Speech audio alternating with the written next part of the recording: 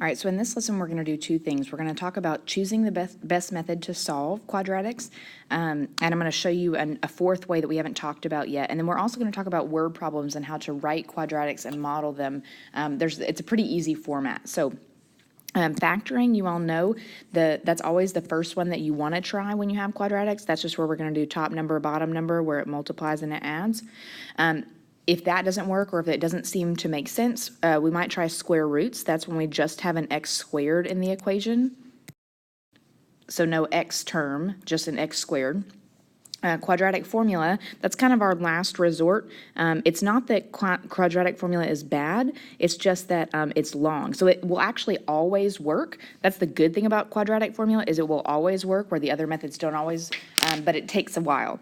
And then calculator is the last one, and the best time to really use a calculator is when we're going to have word problems, or if we want approximate answers. So by approximate, I mean like decimals. Quadratic formula is good when we need exact answers, like when we need that square root to be left in there instead of just estimating what it is. So let's look at how to choose one more time between the best methods. So before we do that, I want you to go ahead and copy these problems down and just try for yourself, see if you can pick out what would be the best method for each of these. All right, so hopefully you've already done that. So I notice A just has an x squared in it, so the best method for this one would be square roots. And I'm not going to do that because we should know how to do that by now. I'm just labeling what the best method is. On B, I notice it's not square root because it's got an x term in it, so I'm going to try factoring. So I'm going to do top number is -7, bottom number is 4, and it shouldn't take that long for me to realize that that is not going to work. That's not a viable option, because I can't come up with numbers that multiply to -7 and add to 4. So this is one that I'm going to end up having to do quadratic formula on. C, remember when we check factoring, we need to move this to the end. So top number is 12 and bottom number is -7. And hopefully it doesn't take you too long to realize that -3 and -4 will work for that. So factoring is actually the best and quickest method for option C. And then D, sometimes people think because it's got two terms that it should be square root, but notice this has an x in it. So this is actually factoring, however you want to do that. We've talked about how we should take a GCF out, and notice that on this one, I am going to talk through this one for a second. If I take a GCF out, 5 and x both go into that.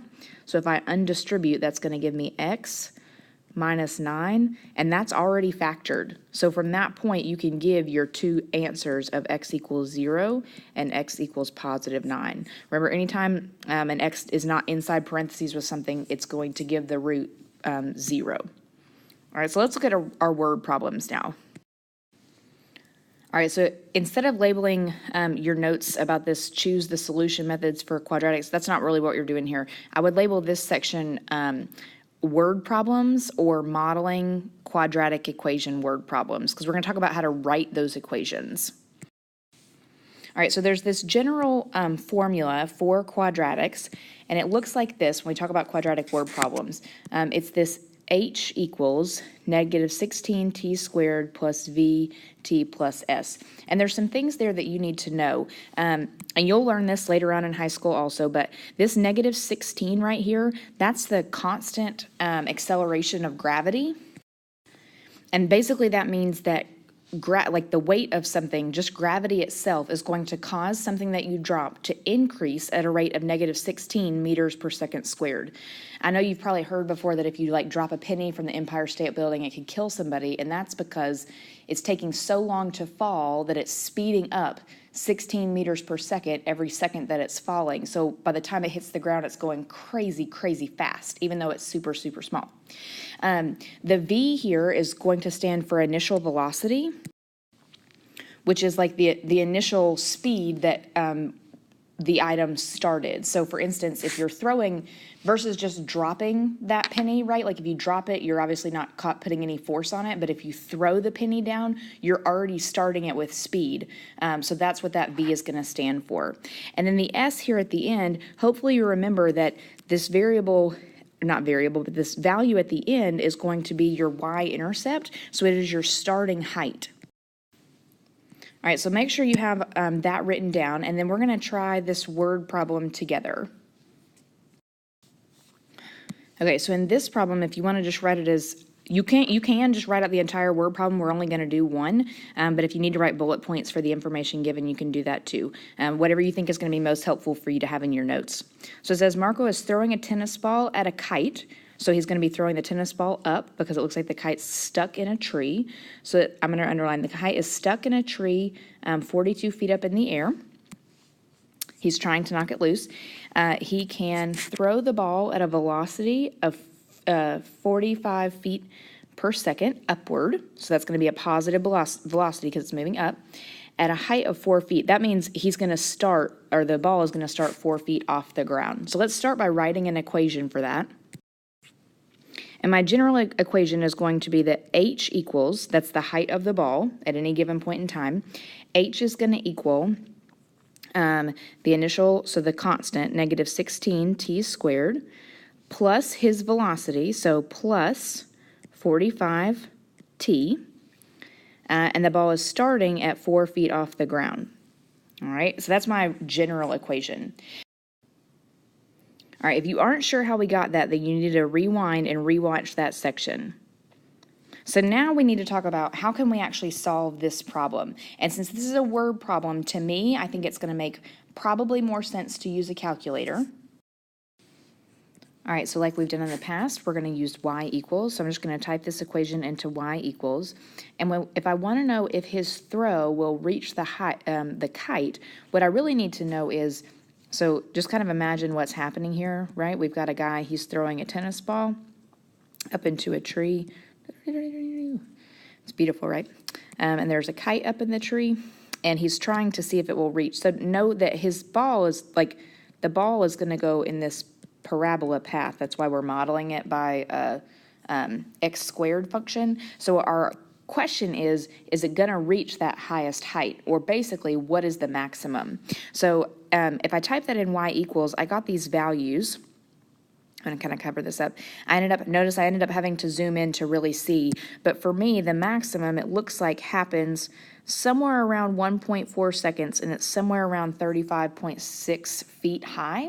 Well, since the kite is 42 feet up in the tree, the answer is no. His throw is not going to reach that kite. All right, so we're actually going to ignore the other question for just a minute. We'll put a pin in that and we can talk about it tomorrow. But what I want to show you is another way to get this maximum value, and you all can kind of just tell me if you think this is any easier or more complicated, but there is a way for your calculator to give you an exact estimate. That doesn't even make sense, but just a more exact answer than you zooming in and just trying to see what looks like the highest value. All right, so let me just talk you through these screen steps that you can follow along. So this is still with my equation typed into y equals. The first thing I'm going to do is change the window, because I know that this parabola is going to go, I want to know if it goes up to 42. So what I'm going to do here is change the maximum height, the y maximum height on my window to 50, and see if that will show me what I'm looking for. So I've hit window here and then adjusted that value for the y maximum. All right, and then when I hit graph, it's going to give me a graph that looks like this. So it still looks like a parabola. Now I want to know how high does his throw go. So I'm looking to find what is this maximum value. And there's a pretty cool thing in your calculator. Your calculator has this option to calculate. If you see it here in blue, calculate. So if you'll hit second, and that calculate button, second trace, that's going to give us this menu. And it's going to give us these few options. So notice it'll do a few things for us. It'll calculate the value at an exact point in time. Like if we wanted to know how high the ball was after, like, I don't know, 2.4 seconds, you could plug that in and determine the exact height, the value. If we could find zeros, which is the same thing as roots, that's another way to find those, and we'll talk about that tomorrow. We could also find, in this instance, right, we're trying to pay attention to the maximum value. That's what we want to know, is what's, how high does it go? So that's what we're going to select as option 4. All right, and when you do that, notice it's going to come up with a cursor, and your blinker is probably going to start closer to this origin point, or maybe somewhere on the y-axis. And and it's asking left bound. So what you want to do is, knowing where the maximum is up here at the top, right? This is my maximum. I want to make a point somewhere on the left over here and then somewhere on the right so that my calculator can determine that exact point. So I'm going to pick a left point, and it can be just anywhere on the left side of where that maximum is. And when you pick that point, you'll hit enter.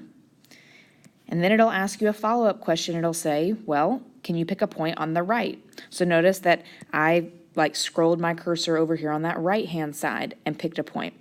And when you hit enter, it's going to ask you guess. And that just basically means, do you want it to tell you the answer? And of course you do. So you're going to hit enter, yes. And then it's going to give you this exact maximum value up here at the top.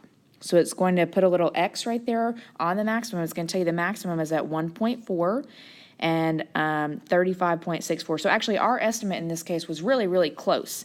But like I said, you all can tell me tomorrow which method you prefer, and we may play a little bit more in this calculate section to see what all values your calculator gives you and kind of how they work. Okay, so let's take a second to wrap our head around this. We have our formula, and I've taken out the velocity here because I don't know what it's supposed to be. That's what we're trying to figure out. And I've set our equation equal to 42 because I want the height of the ball to actually get to 42. That's what I'm looking for. So if you think about it, I want an answer that is the maximum. So when the solution or the root, equals the maximum, all right, if you remember, that's what looks like this, or maybe like this. The idea is that the maximum or minimum and the root themselves match, and that happens when we have a double root or when the square root, the discriminant part, equals 0. So I want 0 underneath that square root. So I'm going to go ahead and set this up. My A is negative 16. Oh, before I do that, what am I doing? It has to equal 0 first, so I'm going to subtract this 42. All right, that's going to give me negative 16t squared. Should put a tail on that. Plus some unknown value t minus, what is that, 38 equals 0. That's going to tell me that A is negative 16. B, I don't know, so I'm just going to call it B in my equation. And then C is negative 38. So I want to set this up. And I'm going to have B squared, which I don't know, so I'm just going to write B squared minus 4 times A times C. And I want this to equal 0 so that the maximum is the answer. All right, and that's giving me B squared minus 2,432 equals 0. This is easiest to just solve by taking square roots, so B squared equals positive 2,432. And then I'm going to take the square root of that. And since we're doing word problems here, you can take the square root using your calculator. It's okay to get a decimal. Nobody's going to want to break that down. Even I don't want to. So it's going to be equals. Now, we could do, I'm going to write plus or minus, and then we're going to talk about which one it actually should be. 49.3. So this question, remember, is asking how hard should he throw the ball. So if he throws it positive, that means he's throwing the ball upward. That's going to be the positive 49.3. If he throws it negative, that means he's throwing the ball downward at 49.3. Well, it's not going to make any sense for him to throw the ball down. That's not actually going to hit the kite that he's aiming for. So the answer is that his throw should be 49.3 meters per second, and it should be, or sorry, I think feet per second is this problem. Feet per second, and it should be positive. That should be his initial starting velocity.